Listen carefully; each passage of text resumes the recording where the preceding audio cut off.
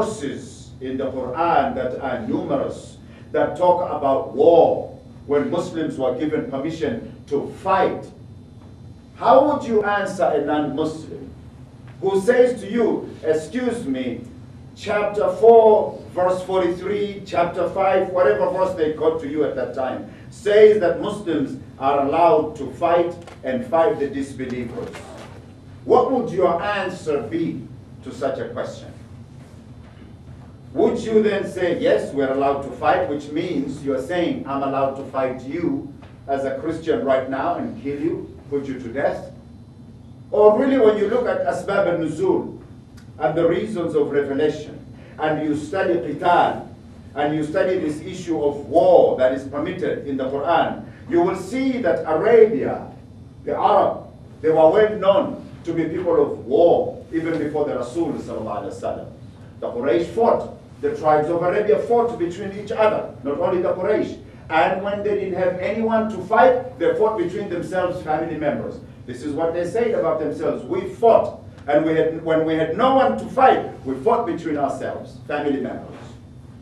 So then that means that the ayats that came, the ulama agree, that they came, those ayats about war, to cap the warfare in Arabia, to stop that warfare.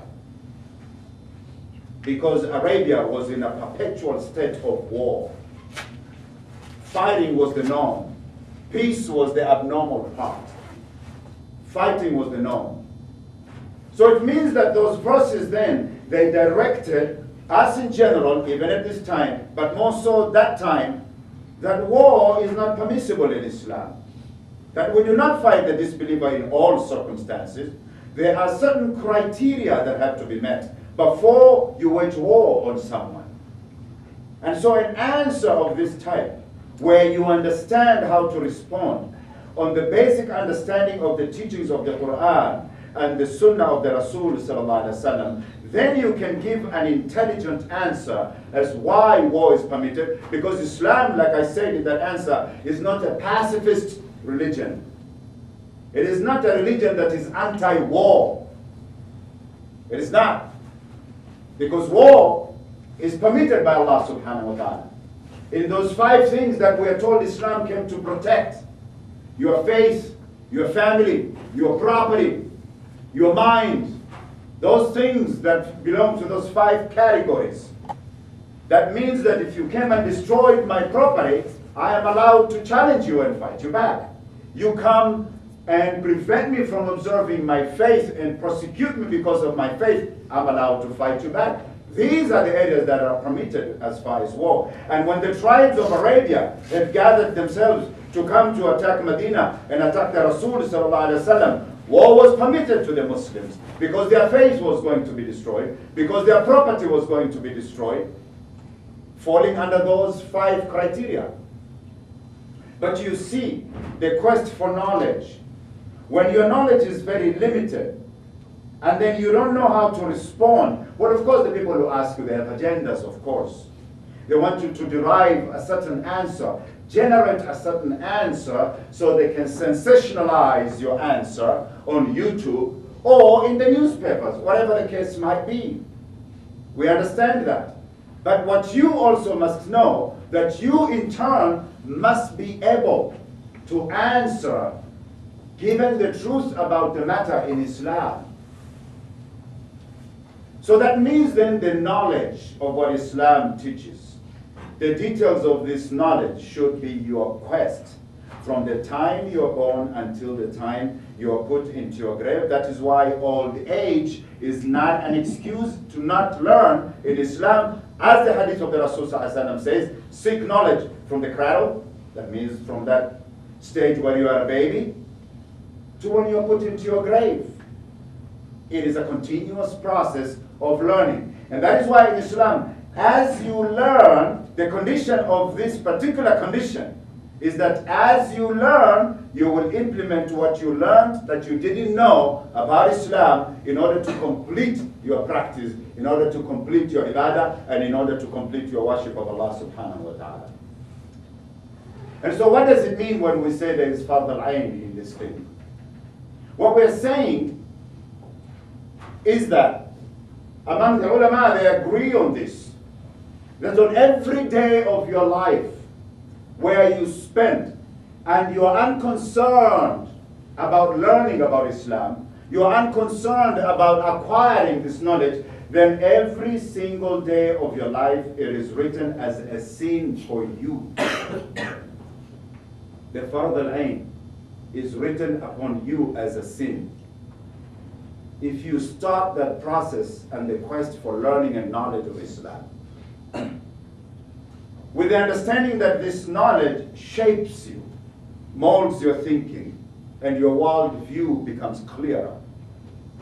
And so, therefore, how you interact and engage with the other will also be a positive one and a very complementary one with the knowledge that you have. Then there's the second category of knowledge, which is known as Fard al-Kifaya. From the word in Arabic, that means it is not necessary in this category of knowledge that everyone must be a doctor in the community. No, it's not necessary.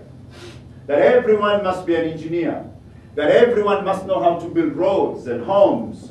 That everyone must know how to clean water and serve the community and distribute that water. That everyone is an electrical engineer that can supply electricity. These are the modern things of today. They didn't exist during the time of Rasul. They exist now, and there are services that are part of the basic necessity of human life nowadays. But what it is understood from this Fard al-Kifaya is that, for example, if they are in a town like Nashville, let's say 100,000 Muslims, or let's say the majority are Muslim. Let's say you are living in a place like Dubai, Riyadh, right? Damascus, Cairo, Alexandria, and so on. Let's say that this is the case. So that means you're living in an area that is majority Muslim.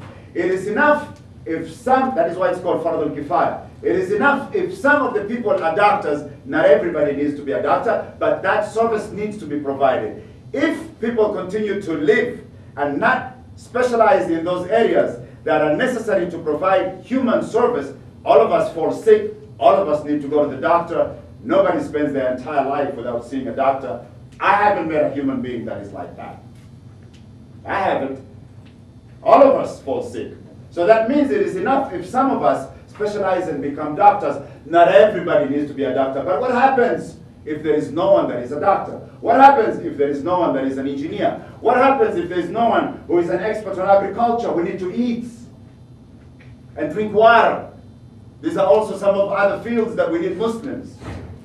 Then that means a sin is written, just like in the Fard al-Ain, that a sin is written on an individual. This time, a sin is written for the entire community because they are not concerned with this area of knowledge that is a necessity to human existence and human life.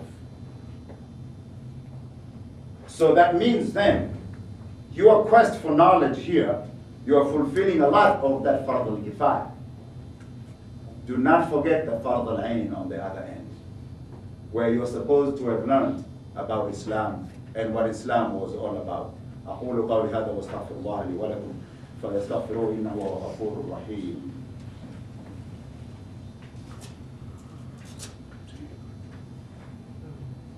Alhamdulillah, salatu wassalam ala Rasul Kareem.